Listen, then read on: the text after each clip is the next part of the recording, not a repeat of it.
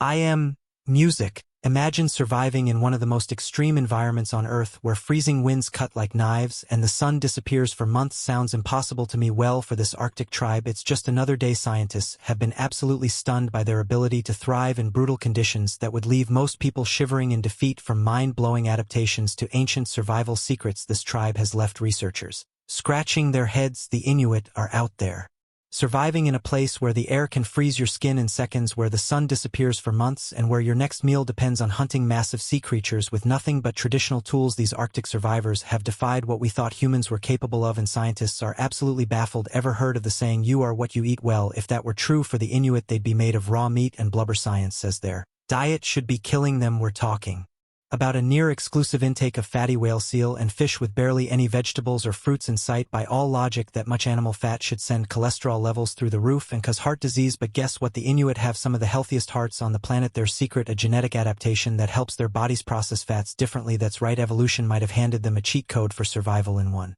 of the most extreme environments on Earth ever.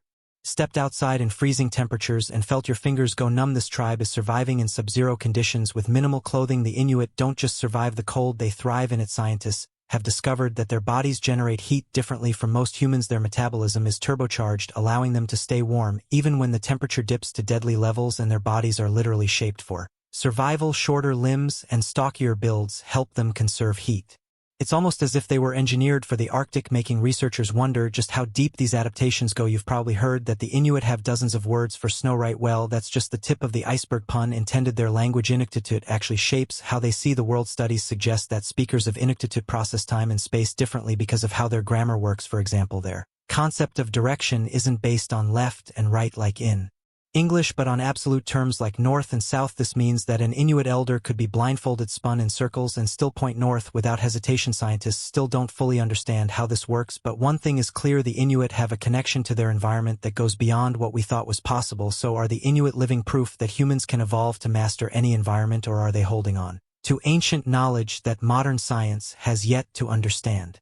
Let me know what you think in the comments, and don't forget to like and subscribe for more mind-blowing discoveries. The Inuit might have adapted to the harshest conditions on Earth, but their story isn't the only one that has left scientists speechless. The cargo cults are yet another mystery. Sometimes human belief takes an even stranger turn. This is a group of people witnessing technology so advanced that it might as well be magic now. What if they started worshipping it? Well, that's exactly what happened in the Pacific during World War II, leading to the birth of something absolutely surreal: the cargo cults. Here's how the story goes. These folks have lived their entire life on an isolated island with no cities, no electricity, no modern tools, just the land and the sea. Then, out of nowhere, massive metal birds descend from the sky, drops mysterious objects filled with food, clothing, and weapons. Sounds like something out of mythology, right? That's exactly how it felt for some Melanesian Aborigines when U.S. military forces set up bases on their islands during World War II. These cargo drops weren't just supplies, they were miracles, and the people receiving them, they weren't just humans. To the tribes, they were divine beings. Now here's where things get even stranger. The tribes quickly noticed a pattern: the Americans always received the cargo, so they did what any devoted followers would do: they started copying them. The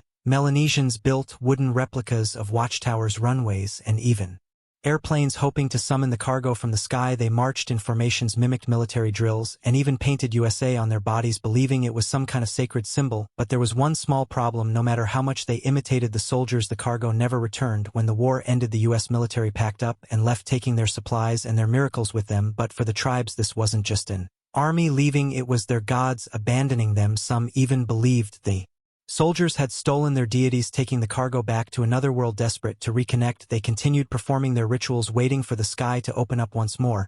But the parachutes never came back, and while modern anthropologists now use the term cargo cult to describe blind imitation, for the people who lived it, this was no metaphor, it was a reality. They couldn't escape. The Melanesian weren't the only group to leave researchers stunned. Deep in the jungles of northeast India, the Naga tribe has a history so intense that it's almost hard to believe. These are the Naga people, a collection of over 40 tribes spread across the border between India and Myanmar.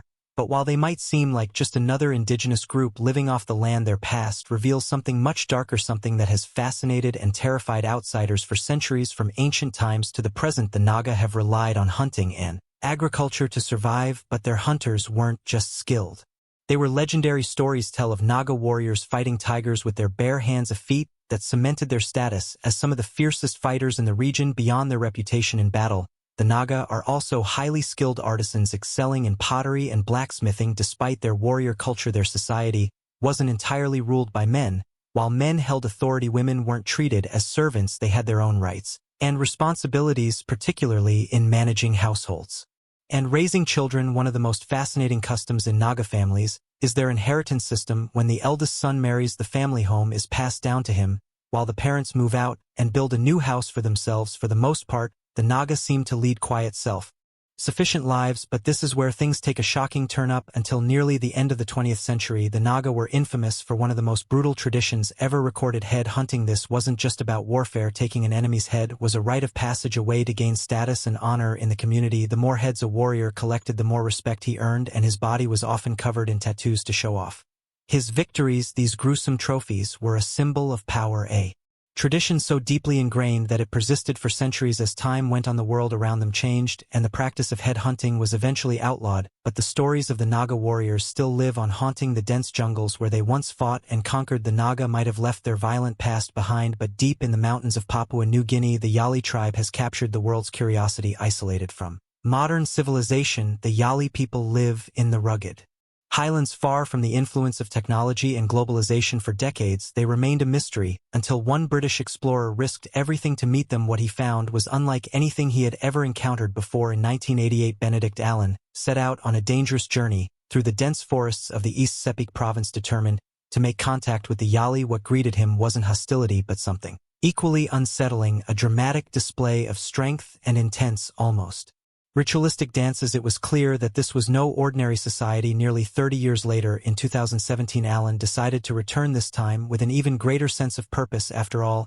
he wasn't just an adventurer. He had spent his life surviving the most extreme environments on Earth, from the Amazon to the frozen wastelands of Antarctica. Allen had seen it all, but nothing would have prepared him for what awaited him in Papua New Guinea. Before leaving London, Allen made an ominous announcement. He didn't want anyone searching for him. He was heading to a place so remote that no one would be able to find him. Then silence for a month. There was no word from the explorer. The world feared the worst. Had he been lost to the jungle? Had the Yali turned against him? Then in November, he was discovered at an abandoned airstrip, exhausted but alive. According to Allen, the Yali had welcomed him back with open arms. They allowed him to observe their way of life, even inviting him to participate in a sacred rite of passage into manhood. Through Allen's accounts, the world learned that the Yali remain one of the last truly isolated tribes on Earth. They rely on hunting and gathering to survive, and when necessary, they defend their territory with bows and spears, engaging in occasional raids against neighboring groups. Their spiritual beliefs and traditions remain largely untouched by the modern world, a deliberate choice to preserve their identity. But in a world that's constantly changing, how long can they remain hidden? The Yali tribe's fierce isolation might be their greatest strength, but in the rugged landscapes of Tibet, another group of warriors has built a legacy of defiance. Meet the Khampa Tibetans, also known as the Khampas, a people whose very existence is intertwined with rebellion, independence, and the mastery of war. For centuries, they've been the protectors of their land, feared by outsiders and respected by their own. But what makes them so legendary? The Khampas aren't just warriors, they're a force of nature, descended from a long line of horsemen. These tall, imposing figures have built a reputation as Tibet's fiercest fighters. Even travelers once feared venturing into their lands, whispering tales of ruthless bandits and fearless raiders. But to the Khampas, their identity is one of pride, not criminality. A common saying among them is that they are a race of kings, and their history proves it. No foreign power, not even China or Tibet's central government in Lhasa, has ever truly broken their spirit. The remote kingdoms of Khams valleys have never bowed to outside control. Every year before the autumn harvest, one of the most spectacular events in Tibet takes place, the Jayakundo Horse Fair. This isn't just any festival, it's a grand showcase of Khampa culture where nomads, villagers, and warriors gather to celebrate their heritage. The highlight, the legendary Khampa horsemen, instantly recognizable by their long knotted hair adorned with red tassels and the gleaming daggers strapped to their waists. Though their jousting matches are now ceremonial, they serve as a reminder of the warrior blood that still runs through their veins. But the Khampas aren't just fighters, they are also deeply spiritual. While their warrior culture thrives in the open fields, Tibet's monasteries stand in stark contrast, offering a world of meditation and mysticism. These sacred spaces are home to monks practicing tantric rituals, striving to transcend earthly desires. The two worlds, one of combat and one of contemplation, exist side by side, defining the complex identity of the Khampa people. Even after China's invasion in 1950, The Khampas refused to be subdued. They became freedom fighters, supplying leaders to the Dalai Lama and resisting foreign rule. The Khampa warriors might be legendary for their defiance, but over in the lush sandbloss islands of Panama, the Kuna group has carved out a reputation of its own. The Kuna tribe isn't just about dazzling textiles and vibrant colors. These people are as bold as their molas, and they don't take kindly to outsiders meddling in their ways. At first glance, the Kuna seem like a peaceful island community, but don't be fooled. Their traditions run deep, and their commitment to spiritual balance is anything but casual. When it comes to keeping the spirits happy, they don't mess around. Animal sacrifices absolutely on the table. These ceremonies aren't just old customs, they're essential to the Kuna's way of life. Every ritual carries serious weight, ensuring their world stays in harmony, and if that means making some intense offerings, so be it. But here's where things get even more intense. The Kuna aren't just protectors of their traditions, they're defenders of their land. For generations they fought off anyone who's tried to impose on them, and they aren't about to stop now. Whether it's resisting outside influence or pushing back against those who threaten their autonomy, the Kuna make one thing clear: they call the shots. On their own land, the Kuna fiercely guard their traditions, but over in the frozen wilderness of Northeast Asia, another resilient group has been preserving its way of life for centuries. The Chukchi, an indigenous people of the Chukotka region in Russia, might not be as well known as some other tribes, but their ability to thrive in one of the harshest environments on Earth is nothing short of incredible. With a population of around 16,000, the Chukchi have called this icy landscape home for thousands of years. Their exact origins remain a mystery, but their culture has stayed remarkably consistent since at least the 3rd century BC. While the Soviet era introduced schools and hospitals to some settlements, the core of Chukchi life has remained largely unchanged. The Chukchi divide into two main groups based on their way of life. The inland Chukchi are expert reindeer herders, relying on their animals for food, clothing, and transportation. Meanwhile, the coastal Chukchi are skilled hunters, braving the freezing waters to catch seals, walruses, and even whales. Their methods have evolved over time. What once required harpoons and spears now benefits from firearms, but the essence of their hunting traditions remains intact. Their homes, called yarangas, are built to withstand brutal Arctic conditions. These polygonal tents covered in reindeer skins are anchored with stones and straps to resist fierce winds. Inside, a central fire keeps the living space surprisingly warm, allowing the Chukchi to wear light clothing even in the freezing cold. Despite some interactions with modern civilization, the Chukchi remain deeply loyal to their ancestral customs. They have adapted in small ways, but at their core they are still the same resilient, resourceful people who have thrived in one of the planet's most unforgiving climates. While the Chukchi have adapted to the unforgiving Arctic landscape, another group thousands of miles away, in the scorching plains of East Africa, has developed its own distinct way of life. The Surma people of Ethiopia and South Sudan may not battle icy winds, but they face challenges of a different kind, resisting outside influence and preserving their deeply rooted traditions. The Surma people of Ethiopia and South Sudan are fiercely protective of their way of life, rejecting modern civilization to maintain their ancestral customs. Divided into three tribes, Suri, Chai, and Mursi, the Surma share a deep commitment to cattle breeding and agriculture, often clashing with government efforts to assimilate them into broader society. These tensions have sometimes led to violent encounters, yet the Surma remain steadfast in preserving their traditions, although they prefer to keep their customs private. The Surma occasionally allow outsiders into their territories, however their secrecy extends to many aspects of their rituals, keeping much of their culture a mystery. What is widely known, though, is their striking approach to personal adornment. Body modifications, intricate scars, floral patterns, and herbal decorations are a key part of their identity. Among the most distinctive traditions is the practice of wearing large clay lip plates, particularly among Surma women. These plates, sometimes reaching astonishing sizes, symbolize beauty and social status. The process involves knocking out the lower front teeth, creating an opening in the lip, and gradually increasing the plate size over time. According to tradition, the larger the plate, the higher the woman's perceived beauty, and the greater the dowry her father receives in cattle. While this may seem extreme to outsiders, Surma women take great pride in this tradition, viewing their bodies as canvases for artistic expression. To them, each scar, painting, and lip plate is not just decoration, it is a symbol of identity, resilience, and cultural pride. Moving from the Surma to their neighbors, the Mursi tribe of Ethiopia, the striking tradition of lip plates continues, but with an added edge. The Mursi tribe of Ethiopia is unlike any other, and their traditions leave outsiders both fascinated and intimidated. One of their most striking customs is the use of enormous clay lip plates worn by women as a symbol of beauty and status.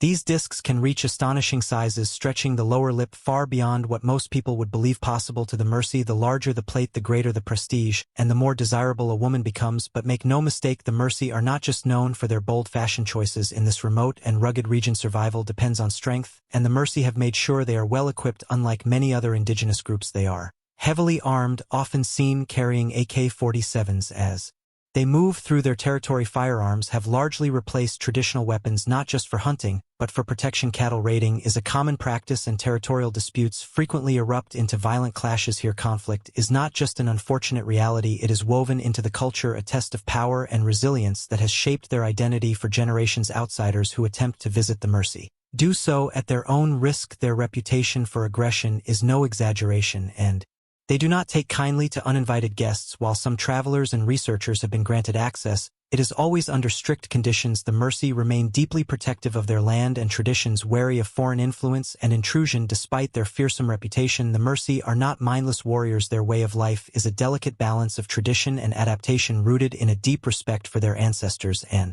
a relentless determination to preserve their culture, whether through striking body modifications or unwavering defense of their territory. One thing is certain: the Mersey will not be forgotten anytime soon. Shifting from the Mersey of Ethiopia to the Sentinelese of the Andaman Islands, isolation takes on a whole new level. The Sentinelese are among the most uncontacted people on the planet, known for their extreme hostility toward outsiders. Unlike other tribes that engage cautiously with visitors, the Sentinelese do not hesitate to defend their island with lethal force. For thousands of years they have lived in complete seclusion, relying on hunting, fishing, and gathering to sustain themselves. Their survival depends on an intimate understanding of their island's resources, which they fiercely protect from any external interference. While other indigenous groups have gradually interacted with the outside world, the Sentinelese have rejected all contact, making it clear that they want to remain undisturbed. Their reputation for aggression is well established. Anyone who ventures too close to North Sentinel Island risks being met with arrows and stones. Even government authorities have learned to respect their boundaries, enforcing strict no-contact policies and buffer zones around the island to prevent unwanted encounters. Despite modern curiosity about their way of life, the Sentinelese remain a mystery,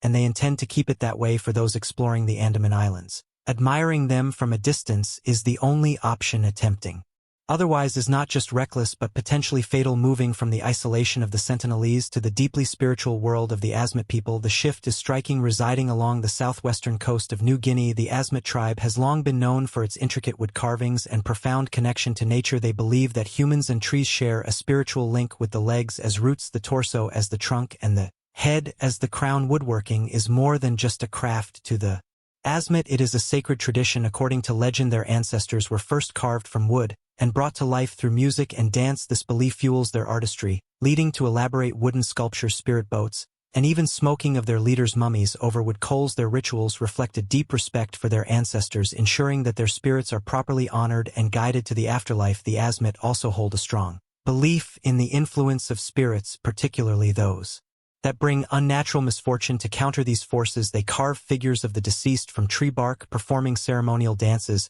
and drumming to protect their community. Once the ritual is complete, the figures are destroyed, symbolizing the release of the soul from the artistic spirituality of the Asmat.